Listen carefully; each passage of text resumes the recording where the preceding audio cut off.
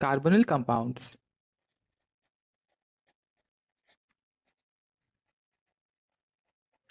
का मतलब होता है कि अगर हमारे कंपाउंड में C double bond O H लगा हो या फिर सी डबल बॉन्ड ओ लगा हो,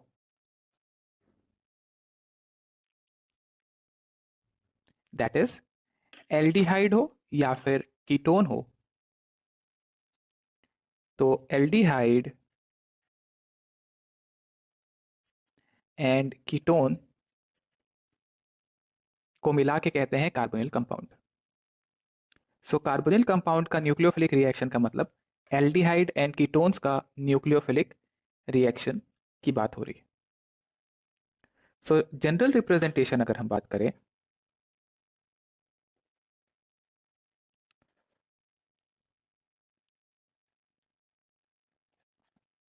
तो वो कुछ इस तरीके से दिखाई देगा कि अगर हमारे पास एक कार्बोनिल कंपाउंड है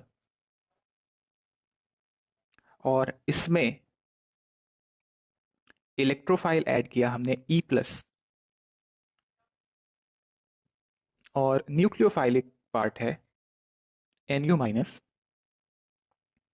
तो सी डबल बॉन्ड ओ में क्योंकि ऑक्सीजन मोर इलेक्ट्रोनेगेटिव है तो इस पे आएगा डेल्टा नेगेटिव और कार्बन पे आ जाएगा डेल्टा पॉजिटिव एंड प्रोडक्ट मिल जाएगा हमें ओ पे इलेक्ट्रोफाइल लग जाएगा ई बिकॉज नेगेटिव पॉजिटिव लगेगा और डेल्टा पॉजिटिव पे लग जाएगा N U. So this is the general representation of carbonyl nucleophilic addition reaction of carbonyl compound. Okay, यहाँ पे जो ये एडिशन हुआ इसको न्यूक्लियोफिलिक एडिशन हम कह रहे हैं बिकॉज न्यूक्लियोफाइल का अटैक यहाँ पे आपको देखना होगा आरडीएस स्टेप के लिए, that is rate determining step के लिए हमको देखना होगा न्यूक्लियोफाइल के अटैक वाले स्टेप को। इलेक्ट्रोफाइल का जो अटैक का स्टेप है आगे मैं बताऊंगा कैसे होता है इलेक्ट्रोफाइल और न्यूक्लियोफाइल का अटैक। तो इलेक्ट्रोफाइल का जो स्टेप है वो आरडीएस नहीं है, याद रखो आरडीएस का मतलब होता है रेट डिटरमाइनिंग स्टेप, वो स्टेप जो पूरी रिएक्शन का रेट डिटरमाइन करेगा। इतना पढ़ाई हो गया अभी तक पता ही नहीं तुमको ई प्लस क्या है, ई प्लस क्या है, एनयू माइनस क्या है, इतने दिन से हम क्या पढ़ रहे हैं। ई प्लस क्या है, क्या है ई प्लस, नहीं पता है। तो नहीं पता है तो पता होना चाहिए था ना तुमको। इलेक्ट्रोफाइल इतने एक पूरा का पूरा लेक्चर पढ़ा है हमने, इलेक्ट्रोफाइल रिप्रेजेंटेशन ई प्लस होता है और अब आपके आके बोल रहे हो कि ई प्लस पता नहीं है हमें।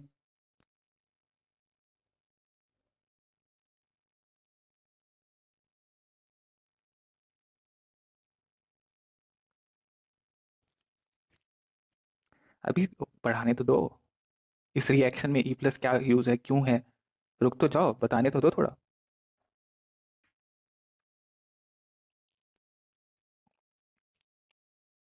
सो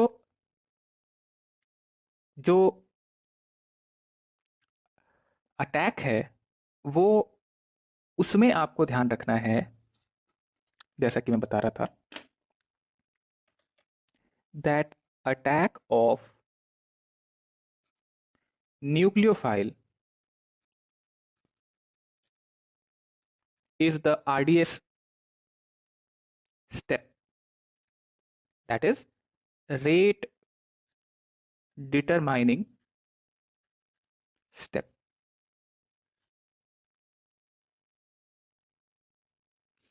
और जो ये रिएक्शन आप देख रहे हैं that is nucleophilic addition reaction, ये रिएक्शन कैरेक्टरिस्टिक रिएक्शन है, इस पॉइंट को नोट कर लीजिए।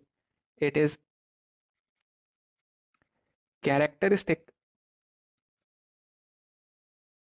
Reaction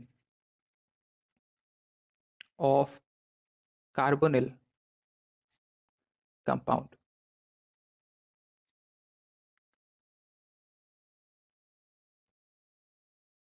what is the characteristic reaction? So basically characteristic reaction एक ऐसी रिएक्शन है जो सबसे कॉमन रिएक्शन है किसी भी एक फंक्शनल ग्रुप का, जैसे यहां हम देख रहे हैं C डबल बॉन्ड O, तो इसका सबसे common reaction nucleophilic addition reaction होगा। ओके, अब होता कैसे है ये रिएक्शन, इसके बारे में अगर हम बात करें,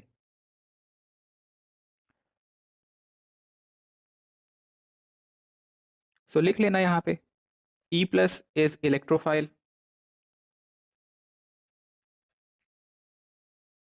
and Nu minus here is the nucleophile। एक इलेक्ट्रोफाइल है और एक न्यूक्लियोफाइल है।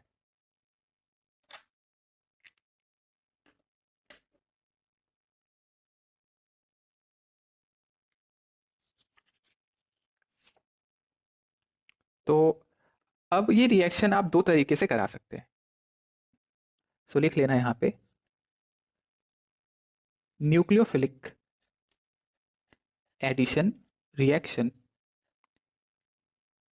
can be carried out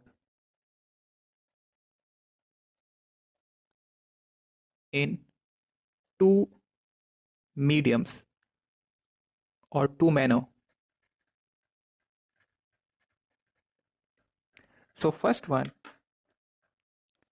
is acid catalyzed mechanism। Now acid catalysed mechanism जो होगा इसमें हम देखते हैं, या इसको मैं पहले समझा देता हूं फिर मैं बताता हूं। एसिड कैटालाइज्ड मैकेनिज्म में एसिड जो है वो एक्सेस में होगा, तो इसकी वजह से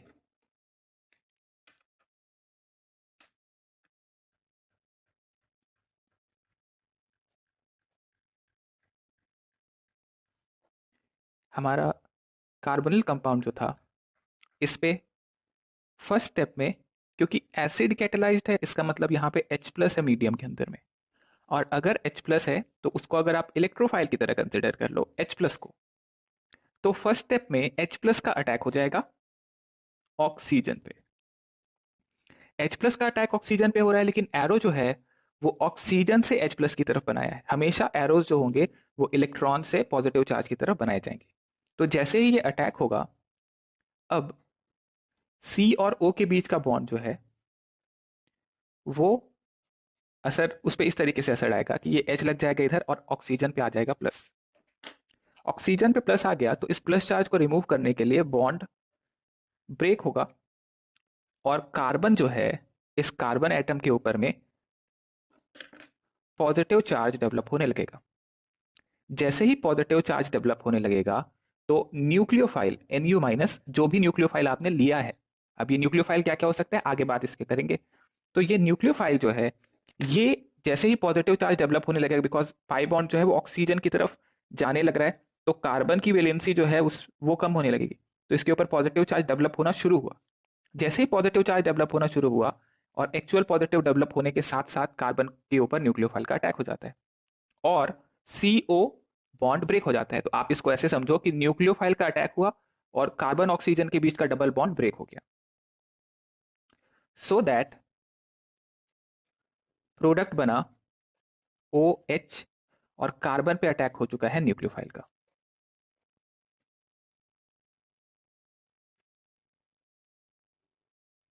नाउ जैसा मैंने पहले बताया, attack of the nucleophile is the RDS step. So step 1 जो कि यहां इलेक्ट्रोफाइल था H प्लस, उसका अटैक हो रहा है, ये स्टेप बहुत फास्ट होगा। तो जो बहुत फास्ट स्टेप होते हैं वो बहुत जल्दी हो जाएंगे, तो उनको कभी RDS नहीं लिया जाएगा। जो स्लो स्टेप होते हैं या जो स्लोएस्ट स्टेप होता है रिएक्शन में वो RDS स्टेप होगा। इस केस में न्यूक्लियोफाइल का अटैक जो होगा वो कंपैरेटिवली स्लो होगा या स्लोएस्ट होगा, इस वजह से इसको आप कहेंगे that this is the RDS step, rate determining step. जो रिएक्शन बहुत, जो स्टेप बहुत फास्ट है वो तो हो जाएंगे, लेकिन स्पीड रिएक्शन की वो डिटरमाइन करेगा जो सबसे स्लो है। तो सबसे स्लोएस्ट स्टेप जो होता है उसको RDS स्टेप कहते हैं, and that will determine the rate of the reaction, कि कितनी स्पीड से रिएक्शन होगा। दूसरा तरीका ये हो सकता है कि हम बेस के प्रेजेंस में करें। अच्छा, यहां पे मैं एक पॉइंट बता रहा था, H प्लस का अटैक हो रहा है, और दूसरा पॉइंट जो है, क्योंकि एसिड कैटेलाइज्ड है, इलेक्ट्रोफाइल आप अवेलेबल करा रहे हैं, तो फर्स्ट अटैक ऑफ इलेक्ट्रोफाइल होगा। First attack of electrophile, then is the attack of nucleophile. अब यहां न्यूक्लियोफाइल क्या क्या लिया जा सकता है, इसके बारे में आगे चर्चा करेंगे, आगे जब हम इसके एक्चुअल रिएक्शंस पढ़ना शुरू करेंगे। अभी तो हम एक जनरल रिएक्शन देख रहे हैं। Then second type of reaction is base catalysed.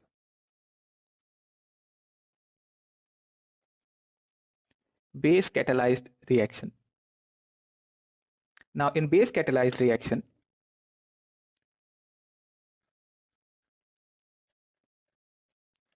the first step is the attack of nucleophile. Now जैसे ही न्यूक्लियोफाइल का अटैक होगा, कार्बन पे 5 बॉन्ड नहीं हो सकते, तो कार्बन ऑक्सीजन का बॉन्ड ब्रेक होगा। इसकी वजह से कार्बन ऑक्सीजन का बॉन्ड जब ब्रेक होगा तो ऑक्सीजन के ऊपर इलेक्ट्रॉन्स आएंगे,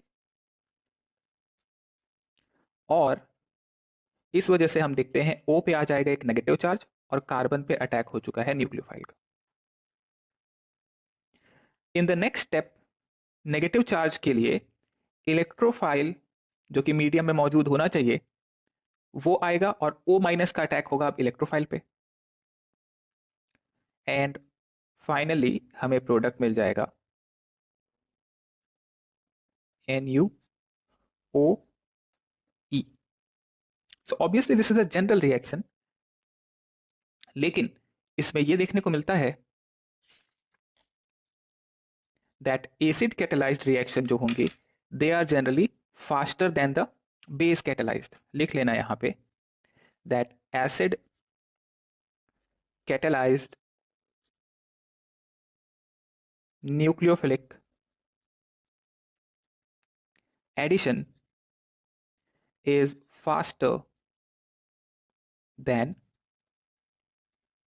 base catalyzed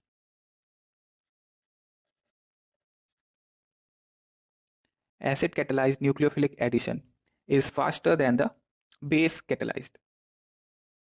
सेकेंड में मैं पूछ रहा हूं आपसे कि अगर ये न्यूक्लियोफाइल का अटैक स्टेप 1 है और इलेक्ट्रोफाइल का अटैक स्टेप 2 है, which will be the RDS step in base catalyzed mechanism? Which will be the RDS step? So जैसा हमने पहले बात किया था, attack of the nucleophile RDS step होगा इसमें। तो स्टेप 1 न्यूक्लियोफाइल का attack, this will be the RDS step, and attack of the electrophile जो होगा that will be a fast step, और जो स्लोएस्ट स्टेप होता है उसको हम RDS स्टेप लेते हैं।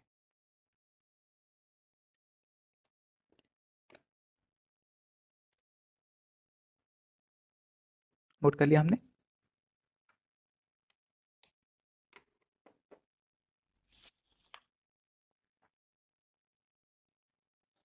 ओके, अब हम ये देख पा रहे हैं, देखिए ध्यान देंगे अगर आप, तो जो भी RDS स्टेप है उसमें अटैक जो है वो कार्बन पे हो रहा है। तो मैं अगर ये जानना चाहता हूं कि एसिड या बेस कैटेलाइज्ड मैकेनिज्म में कौन से aldehydes and ketones fast react करेंगे और कौन से aldehydes and ketones slow react होंगे, तो उसके लिए हम रिएक्टिविटी ऑर्डर समझ लेते हैं। Reactivity of carbonyl compound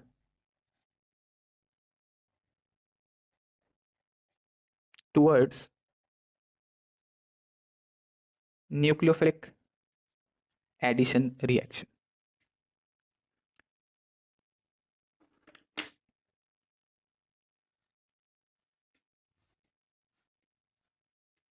towards nucleophilic addition reaction carbonyl compound की रिएक्टिविटी कैसे होगी।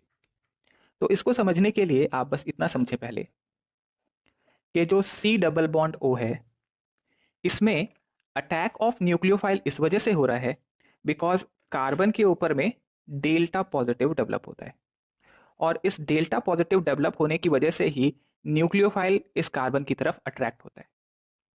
और इसको आप एक रेजोनेटिंग स्ट्रक्चर से अगर देखें तो आप कह सकते हैं ऑक्सीजन मोर इलेक्ट्रोनेगेटिव है, सो रेजोनेटिंग स्ट्रक्चर इज माइनस और कार्बन पे प्लस। दूसरे शब्दों में जितना ज्यादा पॉजिटिव चार्ज डेवलप होगा कार्बन पे, उतना ही ज्यादा अटैक ऑफ न्यूक्लियोफाइल फास्ट होगा और उतना ही ज्यादा रेट ऑफ रिएक्शन भी तेज होगा। Okay, so we can write the reactivity of carbonyl carbon, this carbon atom here which is attached to C double bond O is known as carbonyl carbon. The reactivity of carbonyl carbon is due to the delta positive charge resulting due to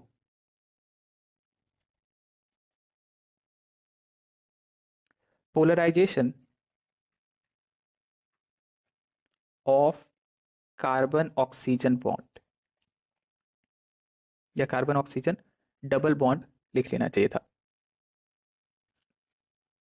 double bond.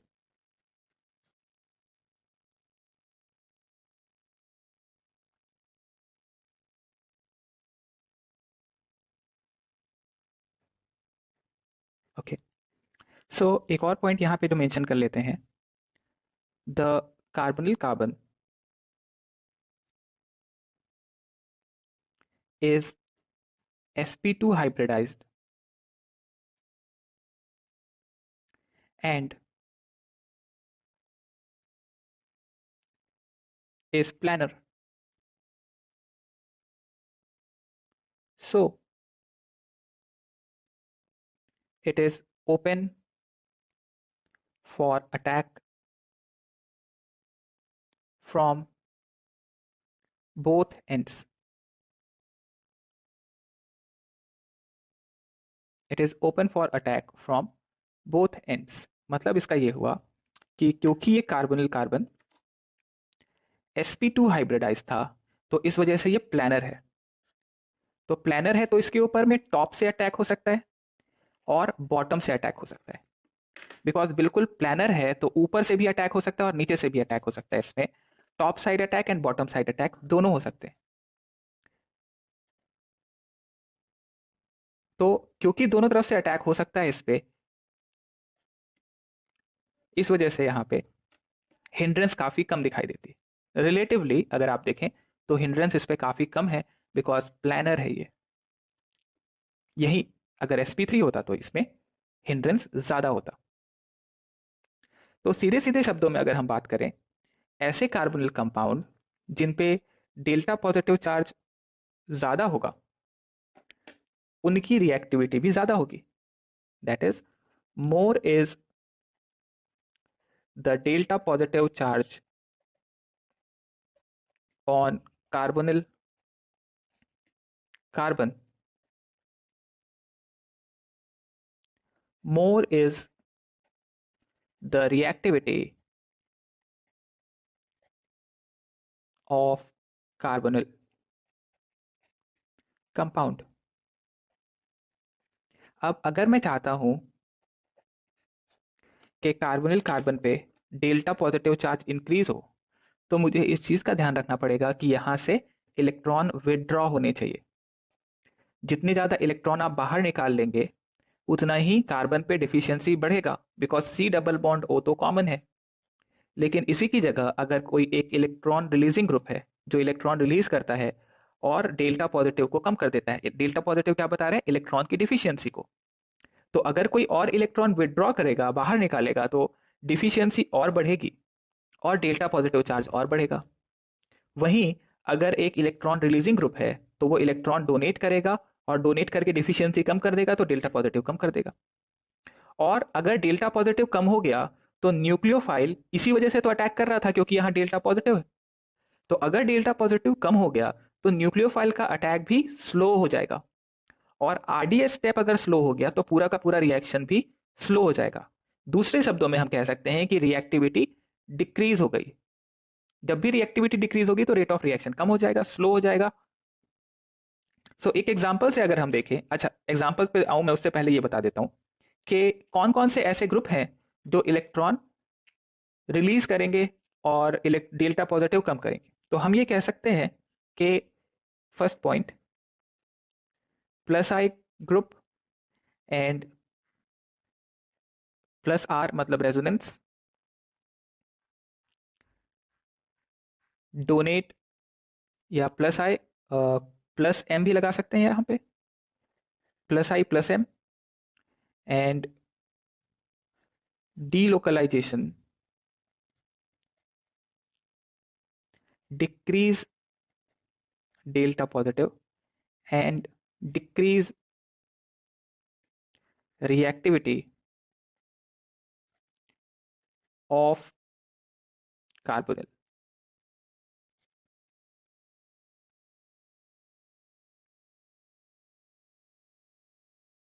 Similarly, अगर एक minus आई minus M group हो, so it will increase delta positive and increase reactivity of carbonyl. वहीं पे अगर कोई एक बहुत बड़ा ग्रुप लगा दिया आपने कार्बन से, यहाँ पे एक बहुत बड़ा ग्रुप लगा दिया अगर, तो उस केस में स्टेरिक क्राउडिंग हो जाएगी और न्यूक्लियोफाइल का अटैक स्लो हो जाएगा। तो हम ये लिख सकते हैं that steric effect, that is steric crowding,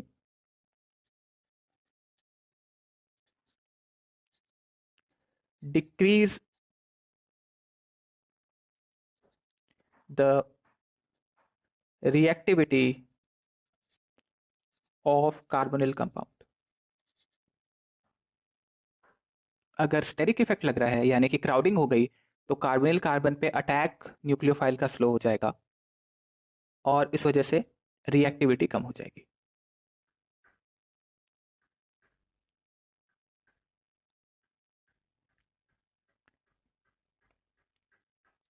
सो एक एग्जांपल देखते हैं।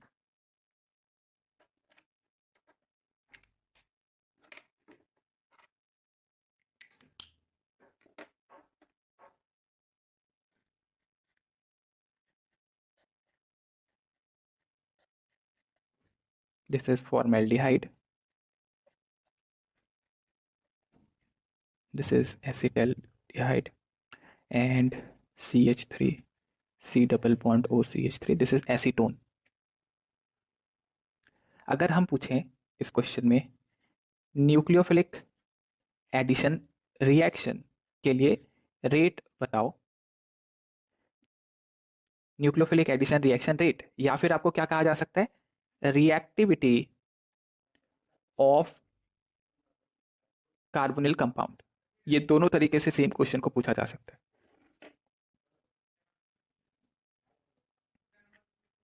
दोनों में आपको एक ही चीज करनी है और वो ये है दैट कार्बन पे डेल्टा पॉजिटिव चेक कर लो। डेल्टा पॉजिटिव अगर इंक्रीज होगा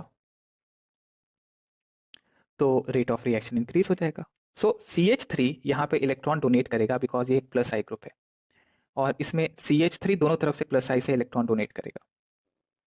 मोर इलेक्ट्रॉन डोनेशन होगा तो डेल्टा पॉजिटिव डिक्रीज हो जाएगा और रिएक्टिविटी कम हो जाएगी। तो जनरली ये ऑर्डर आ जाता है। अब इसमें आप देखें कि फर्स्ट वन वाज फॉर्मेल्डिहाइड,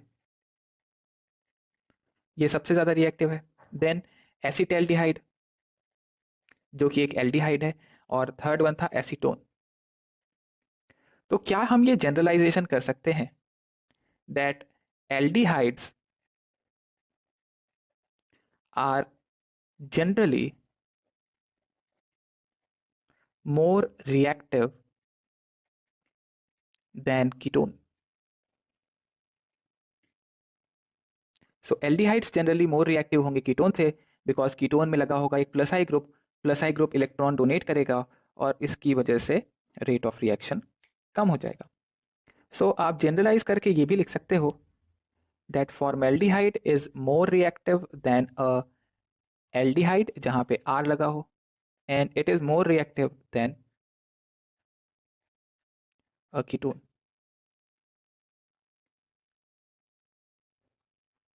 तो ये जनरल ऑर्डर आता है तो इसीलिए कहा जाता है कि aldehydes are more reactive than ketone. क्यों पूछेगा तो आपको ये रीजन बताना होगा, दैट डेल्टा पॉजिटिव देखना होता है। और क्योंकि आप कैरेक्टरिस्टिक रिएक्शन देख रहे हैं, न्यूक्लियोफिलिक एडिशन रिएक्शन है, तो रिएक्टिविटी जब पूछेगा तो न्यूक्लियोफिलिक एडिशन रिएक्शन के लिए रिएक्टिविटी पूछी जा रही होगी आपसे। Okay, next example, CH3 C double bond O CH3 and we have pH C double bond O pH। Reactivity compare करना है।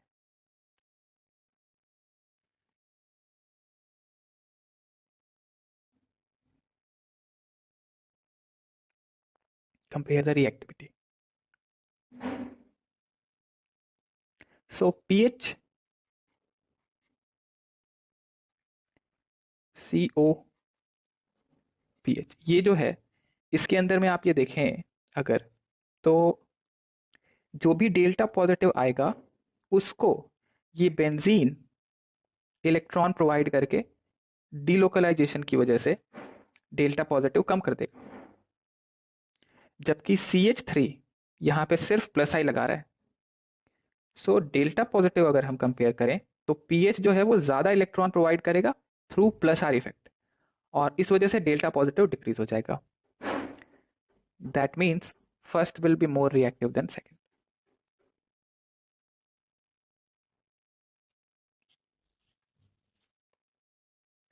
एक और एग्जांपल देखें,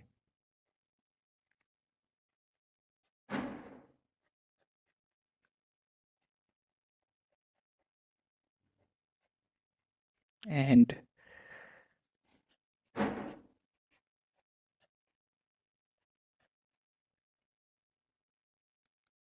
रिएक्टिविटी बताइए।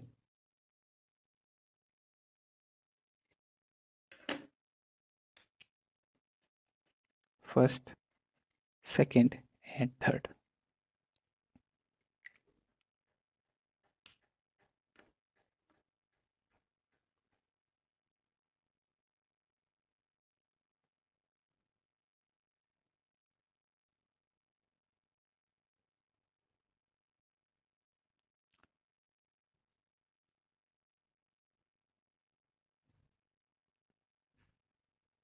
सो बहुत ही सिंपल क्वेश्चन था ये। फर्स्ट में कोई भी इफेक्ट नहीं लग रहा, सेकेंड में प्लस आई लग रहा है, और थर्ड में प्लस आर लग रहा है। जिससे ज्यादा इलेक्ट्रॉन आएंगे उससे रिएक्टिविटी उतनी ही कम हो जाएगी। Reactivity towards nucleophilic addition reaction is first, second, and then third.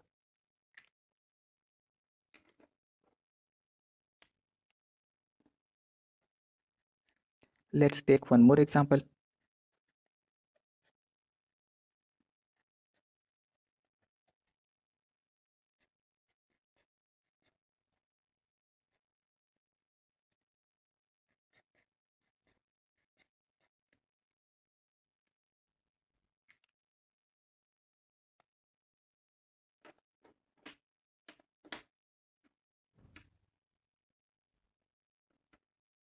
Compare the reactivity.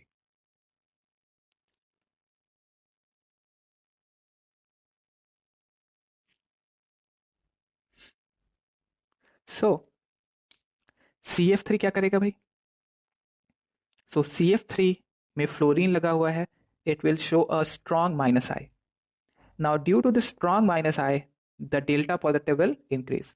Whereas जो बेंजीन है वो प्लस आर से इलेक्ट्रॉन डोनेट करेगा और डोनेट करके डेल्टा पॉजिटिव को डिक्रीज करेगा। जैसे जैसे डेल्टा पॉजिटिव बढ़ेगा रिएक्टिविटी भी बढ़ती चली जाएगी। दैट सिंपली मीन्स फर्स्ट बहुत और बहुत ज़्यादा रिएक्टिव होगा सेकेंड से, बिकॉज फ्लोरीन स्ट्रॉन्ग माइनस आई से इलेक्ट्रॉन पुल करके डेल्टा पॉजिटिव इंक्रीज कर देंगे, और जैसे डेल्टा पॉजिटिव इंक्रीज होगा वैसे ही न्यूक्लियोफाइल का अटैक भी फास्ट हो जाएगा, और इस वजह से रिएक्टिविटी भी बढ़ जाएगी।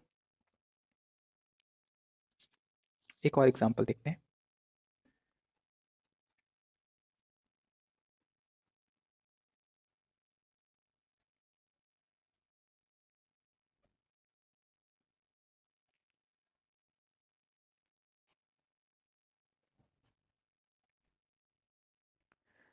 Compare the reactivities.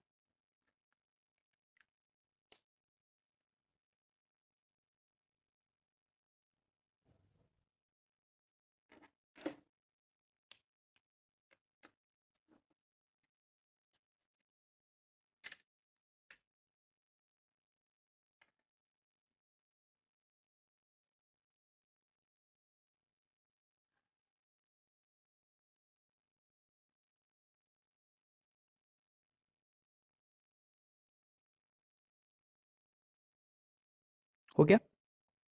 तो अगर हम प्लस आई देखेंगे तो ये बहुत बड़ा ग्रुप है, इसका प्लस आई तो काफी ज्यादा है।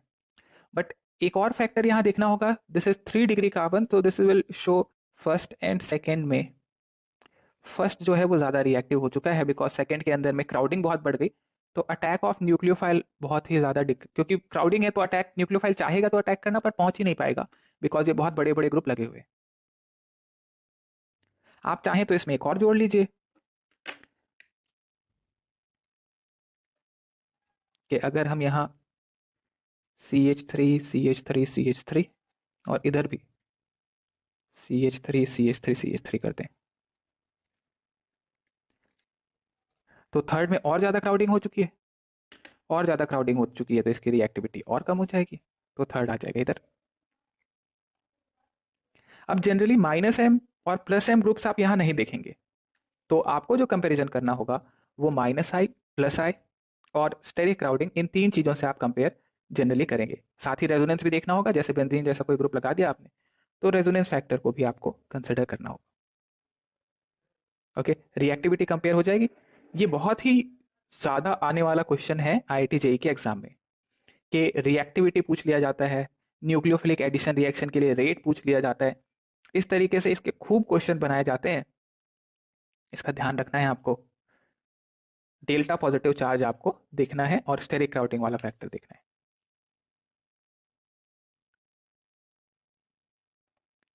Okay, now first type of nucleophilic addition reaction जो हम शुरू कर रहे हैं, पहला है एडिशन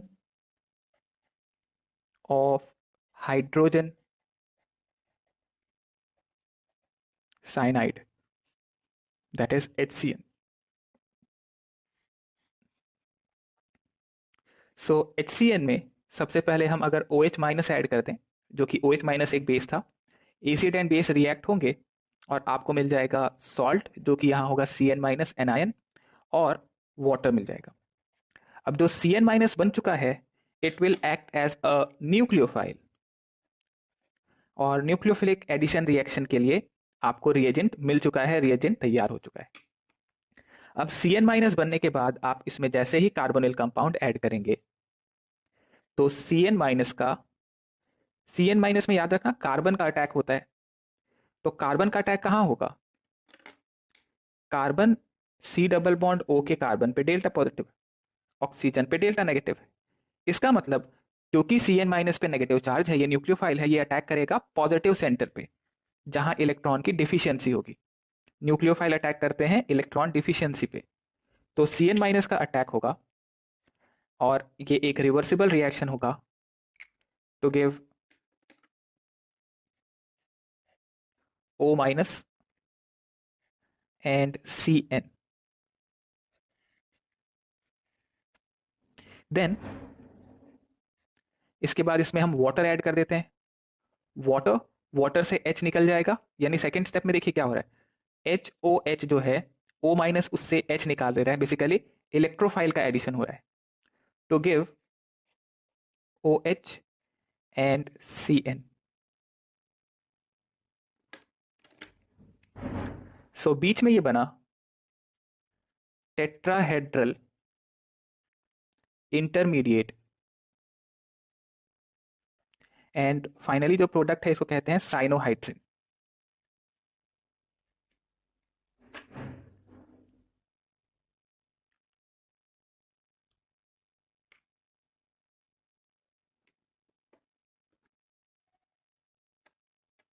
ओके, नाउ अगर इस साइनोहाइड्रिन को फर्दर फर्दर हम हाइड्रोलाइज कर दें, यानी कि वाटर ऐड कर दें, तो वाटर ऐड करने पे CN ग्रुप जो है वो हाइड्रोलाइज होके बन जाता है COOH में, hydrolysis of cyanide gives carboxylic acid और OH बन जाएगा।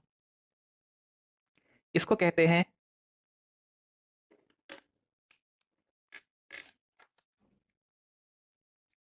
अल्फा हाइड्रोक्सी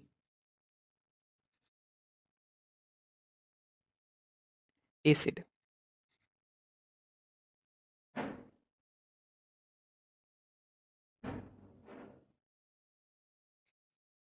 नोट करिए।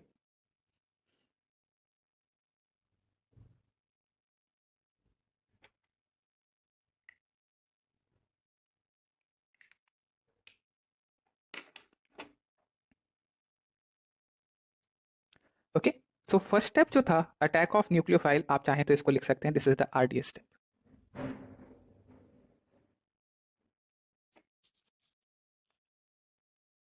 नेक्स्ट, अगर हमारे पास जो साइनोहाइड्रिन बना है OHCN, मान लेते हैं इधर R और R' था, इसमें अगर आप NH3 लिक्विड ऐड करोगे तो OH ग्रुप रिप्लेस हो जाता है NH2 से,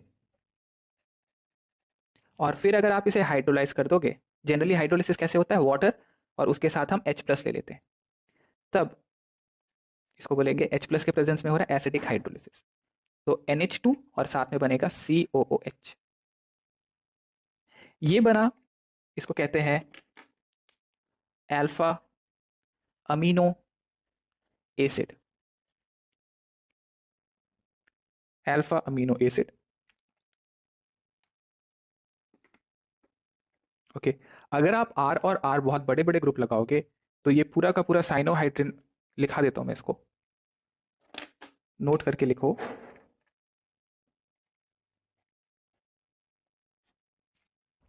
addition of HCN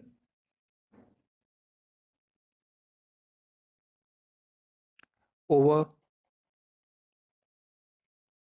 aldehyde and ketone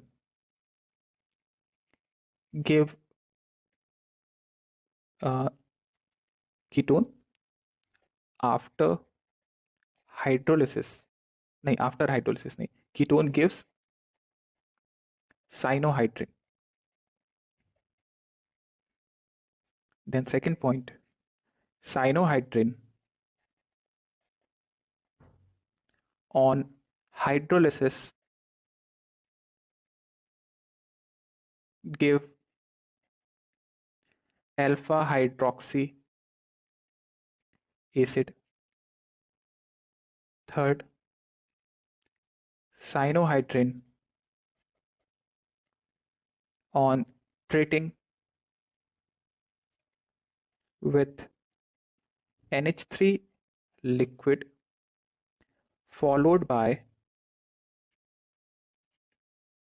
acid hydrolysis gives alpha amino acid.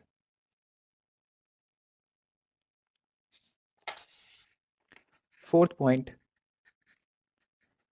in case of bulky groups, cyanohydrin formation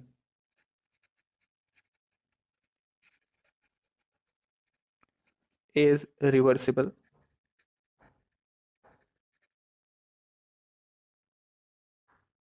due to bulky group of ketone will hinder the formation of product.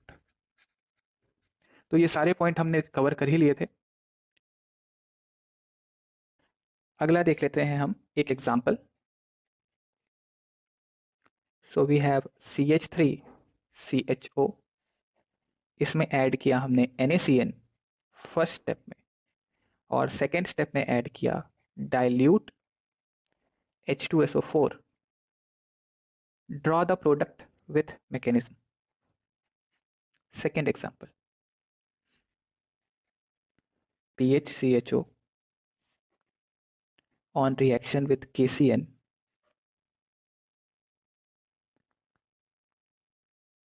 Then second step में add किया dilute H2SO4 and then इसके बाद जो compound बना, let it be X, it is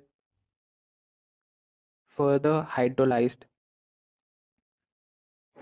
in presence of H2O and H plus to give a product Y. Find X and Y.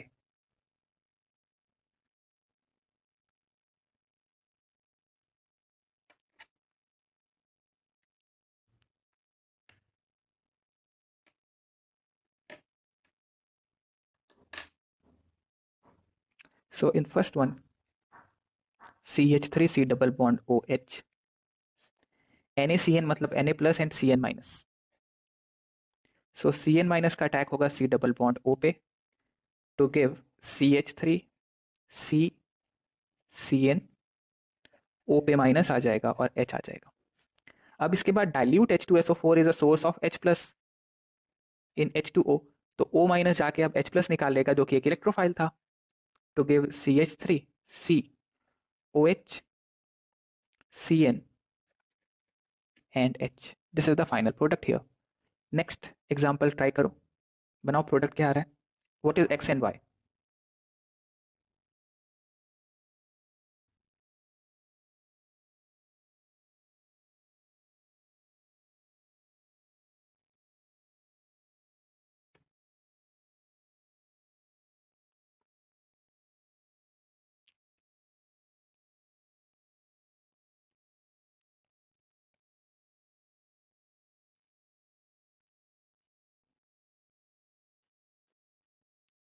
तो first step में KCN है, KCN का मतलब है Cn माइनस और K प्लस. तो हम न्यूक्लियोफाइल को देखें. Cn माइनस का अटैक कार्बन पे because of the delta positive on carbon to give PH CO minus CnH. Then first step में H प्लस H2O ये करेगा दैट O माइनस की जगह हो जाए OH, इधर आ जाएगा Cn और इधर आ जाएगा H. फिर जब आप फर्दर हाइड्रोलाइज करा रहे हो H2O इन H प्लस, तो Cn which is C triple bond N, इसमें वाटर OH और H इस तरीके से ऐड होंगे सच दैट C पे OH, Cn का हो जाएगा COOH और बाकी जो लगा हुआ नाइट्रोजन था वो बन जाता है NH3.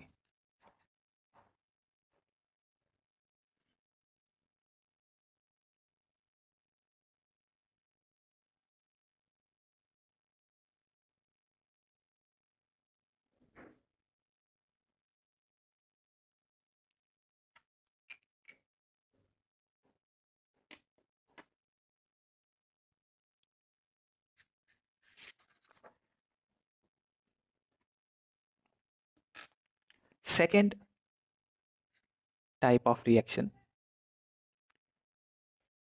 it is hydrolysis of cyanide ion. So cyanide ions जो होते हैं, याद रख लो आप, Cn जो भी है वो हमेशा हाइड्रोलिसिस के बाद COOH बनाएगा और NH3 बनाएगा. आगे मैं हाइड्रोलिसिस जब पढ़ाऊंगा ऑफ एसिड डेरिवेटिव्स तब इसके बारे में बात करूंगा.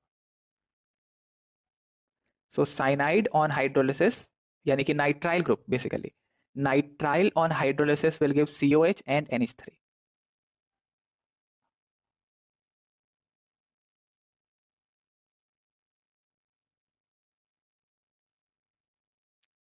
सो ये दो स्टेप का हाइड्रोलिसिस प्रोसेस है.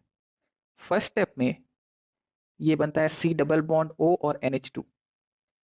फिर उसके बाद अगले स्टेप में बनता है COOH और NH3. नोट कर लो इसको,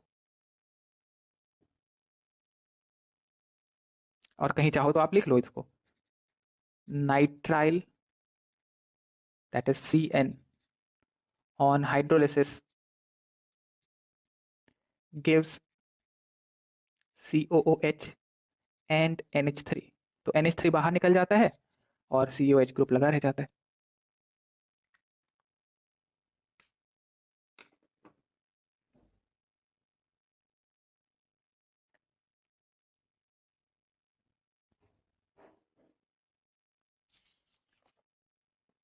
ओके, सेकेंड रिएक्शन टाइप बता रहा था मैं, एडिशन ऑफ ग्रिग्नार्ड reagent.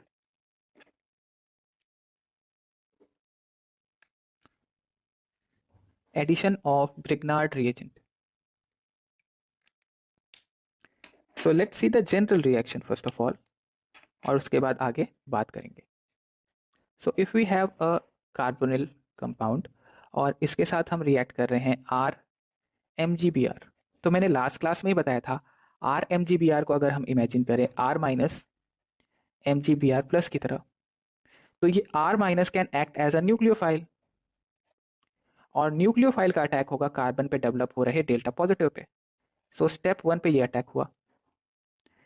जैसे ही अटैक होगा आपको मिल जाएगा इधर R, और O पे जो माइनस डेवलप होगा उस माइनस को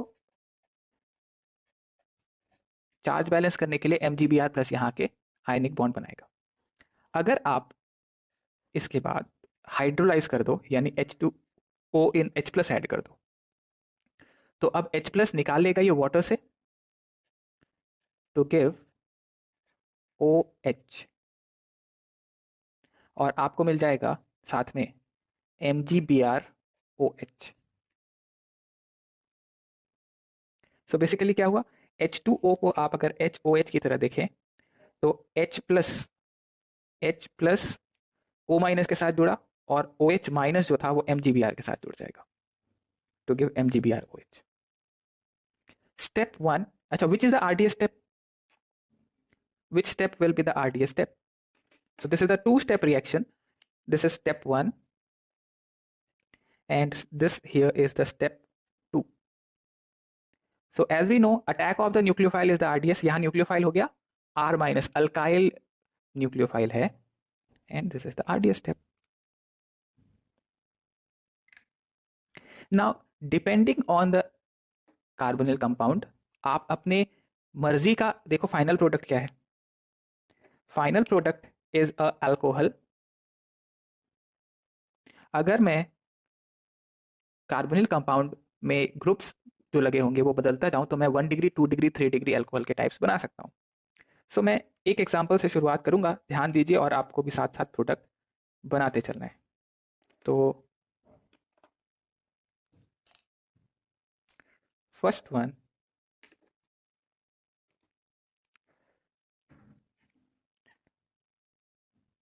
formaldehyde reaction with Grignard reagent, RMGX ले लेते हैं, and followed by hydrolysis. Formaldehyde के साथ रिएक्शन किया RMGX का और फिर हाइड्रोलिसिस किया. सो प्रोडक्ट यहाँ पे लिख लेंगे साथ साथ. Product is primary alcohol.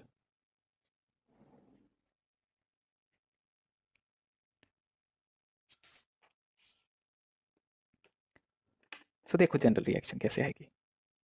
Formaldehyde is HC double bond OH. इसको रिएक्ट किया मैंने R MgBr से फर्स्ट स्टेप में.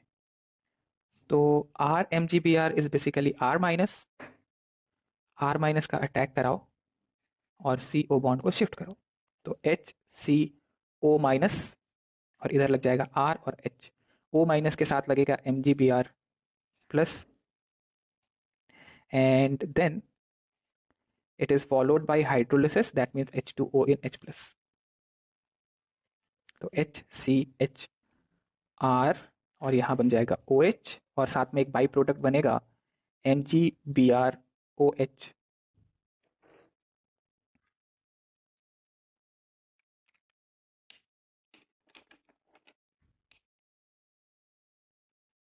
तो एक एग्जांपल आप बनाओ.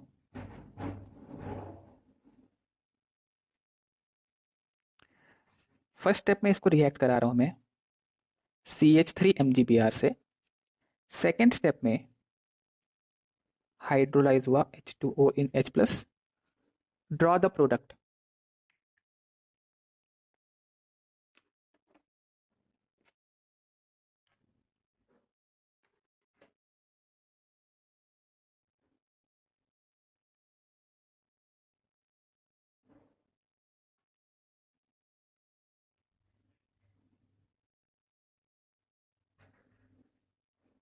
हो गया।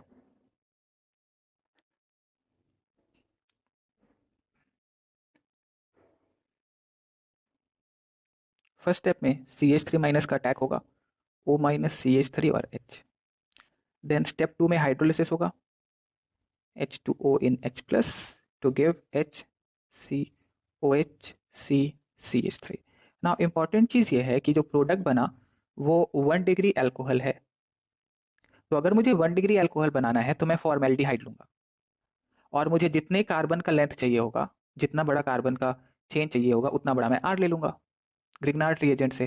तो मुझे फाइनल प्रोडक्ट में, सॉरी इधर H होगा, सो फाइनल प्रोडक्ट में उतने कार्बन का 1 डिग्री अल्कोहल मिल जाएगा। नोट कर लिया।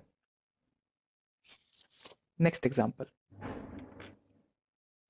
Second, when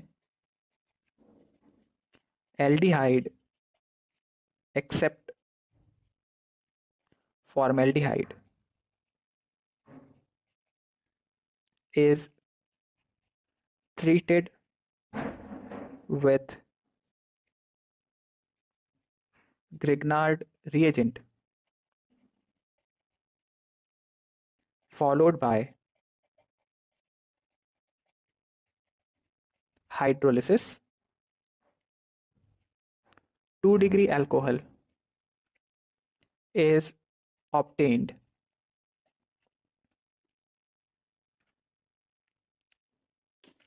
So general reaction अगर हम देखें, so if we have R C double bond O and H, and in the first step it is reacted with R dash MgBr,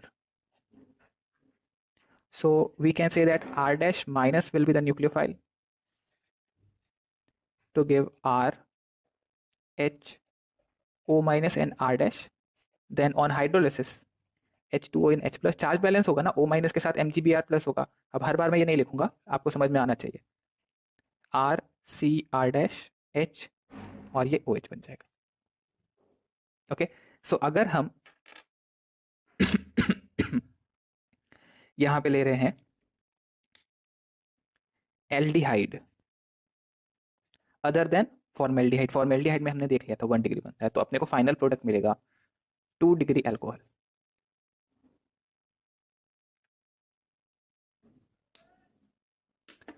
So let's take some examples.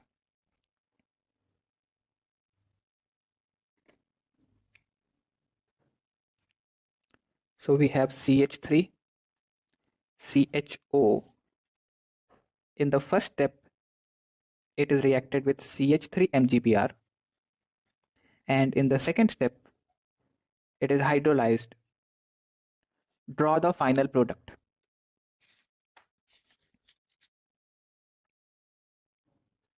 एक और example, C2H5 CHO on reaction with pH MgBr, then hydrolyzed।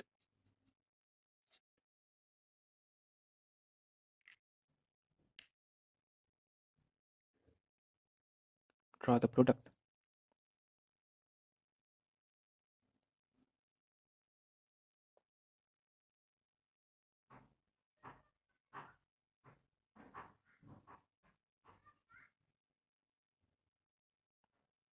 हो गया होगा। तो first में answer आ जाता है, final answer बता रहा हूं मैं, OH CH3 NH। सेकंड में C2H5, उससे लगा कार्बन, कार्बन से लगेगा OH, और नेक्स्ट अटैक किसका हुआ, पीएच का, और ये H। आप मैकेनिज्म चाहे तो ड्रॉ कर लेना, यहां से मैंने बता दिया है, डायरेक्टली भी आप प्रोडक्ट बना सकते थे।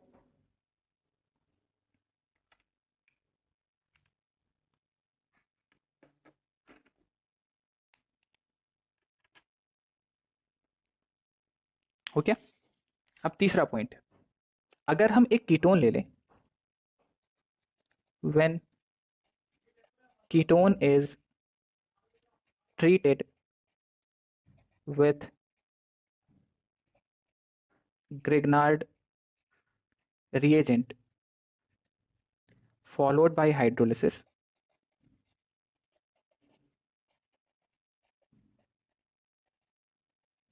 3-degree alcohol is obtained.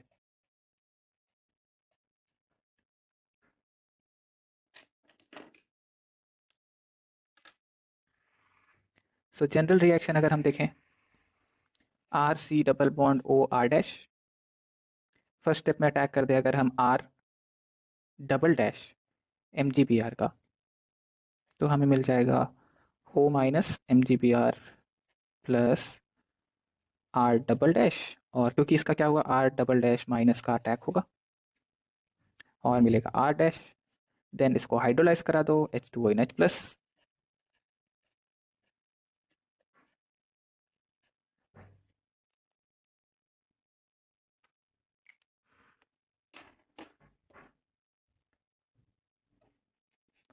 So example लिख लेते हैं।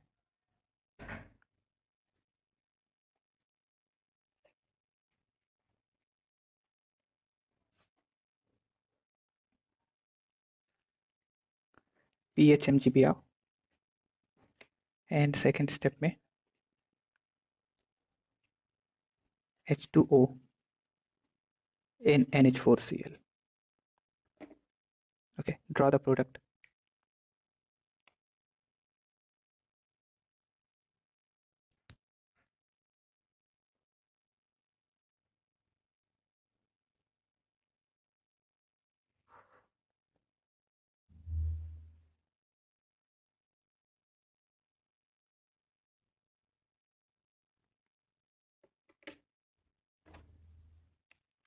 So pH MgBr is basically pH minus,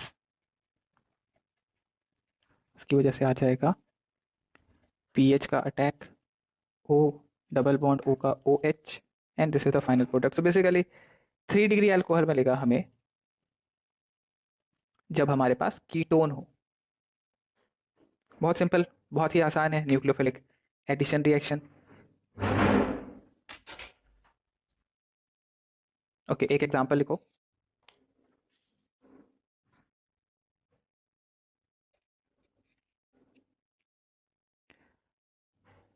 एक है X और इसको रिएक्ट कराया फर्स्ट स्टेप में RMgBr से, सेकेंड स्टेप में कराया हाइड्रोलिसिस H3O+, और अपने को फाइनल प्रोडक्ट मिला CH3COH, C2H5 एंड CH2CH2CH3। अब आपसे पूछा गया है what is X and RMgBr। Option A है CH3 C double bond O C2H5 plus C3H7 MgBr। Option B CH3CO C3H7 plus C2H5 MgBr, and option C C2H5CO C3H7 plus CH3 MgBr, and option D